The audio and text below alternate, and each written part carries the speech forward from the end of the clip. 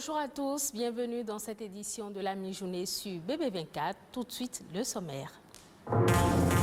50 ans après la création de l'université d'Abomey-Calavi, quels sont aujourd'hui les impacts des recherches universitaires sur le développement du Bénin? Éléments de réponse dans cette édition.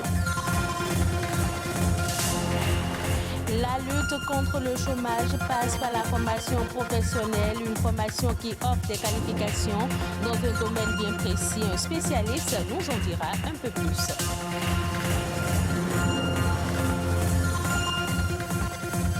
Même si elle est peu comprise par certains éleveurs, l'insémination artificielle reste, selon ceux qui la pratiquent, très rentable.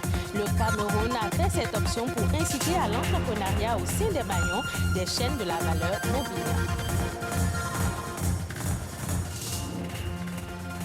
Ce 16 avril, on célèbre la journée mondiale de lutte contre l'esclavage des enfants. Cette journée a été instituée en 1995 après la mort d'un jeune Pakistanais de 12 ans qui avait tenté de dénoncer les mauvais traitements subis depuis qu'il avait été vendu pour rembourser une dette familiale. Les enfants représenteraient plus de 10% du potentiel de la main-d'œuvre mondiale. Quant aux enfants esclaves, ils contribuent chaque année pour plus de 13 milliards d'euros au produit intérieur brut mondial, soit environ 8 515 milliards de francs CFA. Cette journée a donc été instituée pour sensibiliser l'opinion publique sur ce fléau et ainsi l'inviter à œuvrer pour son éradication. Intéressons-nous maintenant à la recherche scientifique dans les universités publiques nationales. La recherche scientifique ou universitaire est aujourd'hui reconnue comme tous comme un secteur stratégique à l'origine de progrès socio-économiques. Au Bénin, 50 ans après la création de l'université d'Abomey-Calavi, l'on s'interroge de plus en plus aujourd'hui sur les impacts des recherches scientifiques universitaires du plus ancien des centres de formation de l'enseignement supérieur sur le développement du pays. Reportage. L'université d'Abomey-Calavi a 50 ans. Tant d'années se sont écoulées depuis 1970. Des dizaines de milliers d'étudiants formés ainsi que des enseignants chevronnés sont sortis de cette prestigieuse université.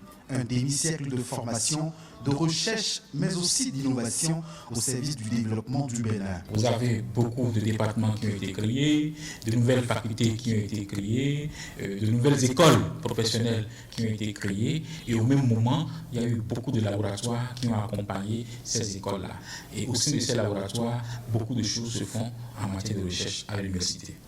Des recherches scientifiques aux innovations technologiques, en passant par la création des laboratoires, l'université d'Abomey-Calavi a connu beaucoup d'avancées au fil des années. 50 années après, que sont devenus les fruits de ces recherches universitaires? Les résultats, c'est beaucoup de soutenance, de master, de licence et même de thèse. Parce que c'est des thèmes que vous donnez aux étudiants, vous les accompagnez et après, c'est le résultat qu'un jour, il vient exposer à la face publique et qui fait, n'est-ce pas, le fruit de ces recherches. 50 ans sont passés, mais je peux vous dire beaucoup de choses ont été faites.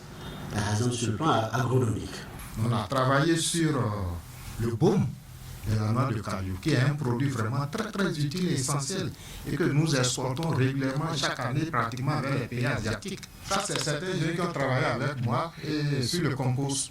Et quand ils ont fini leur travail, ils ont dit, professeur, nous allons nous les auto-employer. Ils ont créé l'entreprise aujourd'hui, ils vivent de ça. Ce compost, c'est un produit très riche et on a travaillé là-dessus pendant près de 3 ans et on a pu obtenir un bon produit de qualité.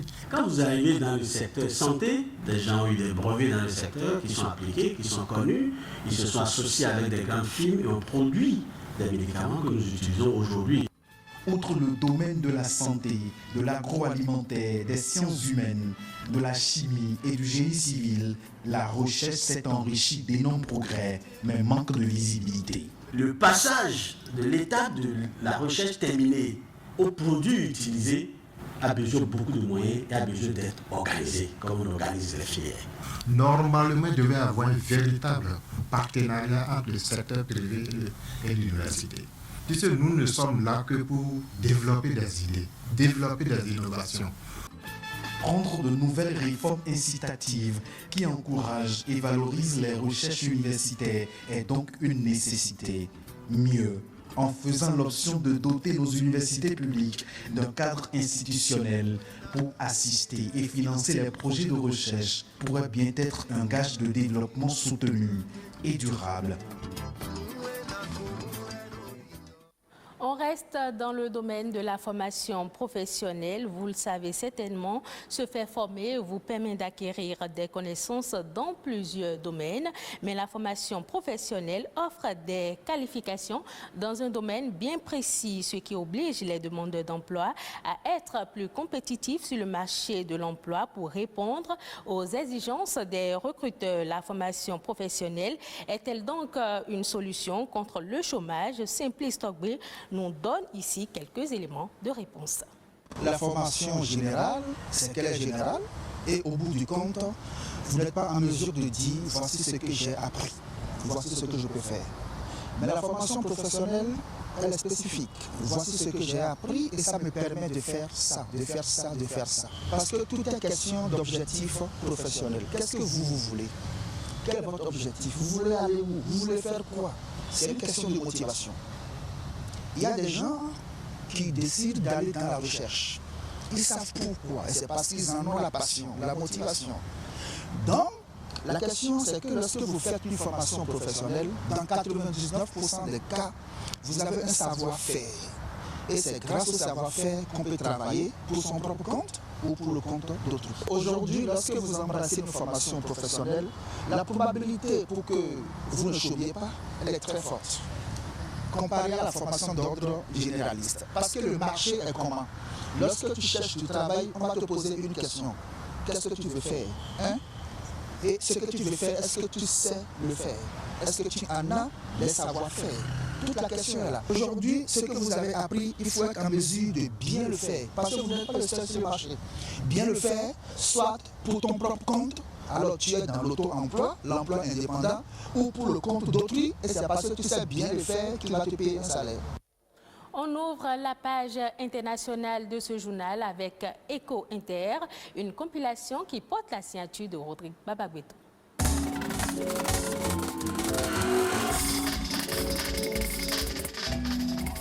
L'Afrique du Sud est en passe de perdre sa place de deuxième économie d'Afrique en termes de produit intérieur brut PIB, selon des prévisions économiques du Fonds monétaire international FMI revues début avril 2021. L'économie de ce pays devrait cette année connaître un flux de valeur ajoutée de l'ordre de 329,5 milliards de dollars. Jusqu'en 2026, le Nigeria devrait générer un PIB cumulé de 4 346,5 milliards de dollars, tandis que l'Égypte le secondera avec 2 926,7 milliards de dollars et l'Afrique du Sud reste à la troisième place avec un PIB attendu sur la période à seulement 2 179 milliards de dollars.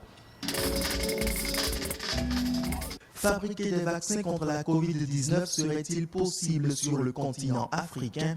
L'Union africaine y croit et souhaite accélérer les efforts dans ce sens.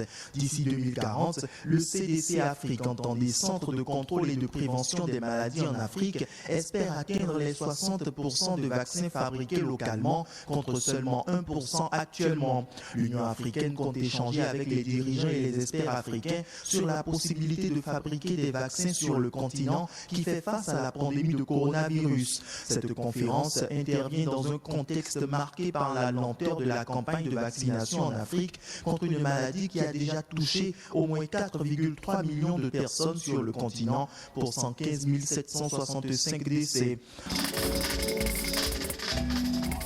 La production mondiale de charbon est-elle près de diminuer selon un nouveau rapport du cabinet d'analyse Global Data paru en fin de semaine dernière? On pourrait bien répondre non. Selon le dit rapport, la production mondiale de charbon devrait atteindre 8,8 milliards de tonnes en 2021, ce qui représente une hausse de 3,5% par rapport à l'année dernière, alors que les estimations faisaient état d'une baisse de 2%.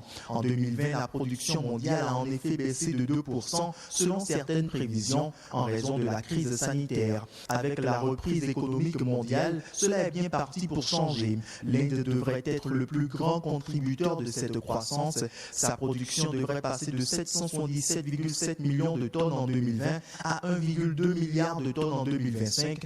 Elle sera suivie par la Chine, l'Indonésie, l'Australie et l'Afrique du Sud, dont les productions combinées devraient passer de 5 milliards de tonnes en 2021 à 5,43 milliards de tonnes en 2025.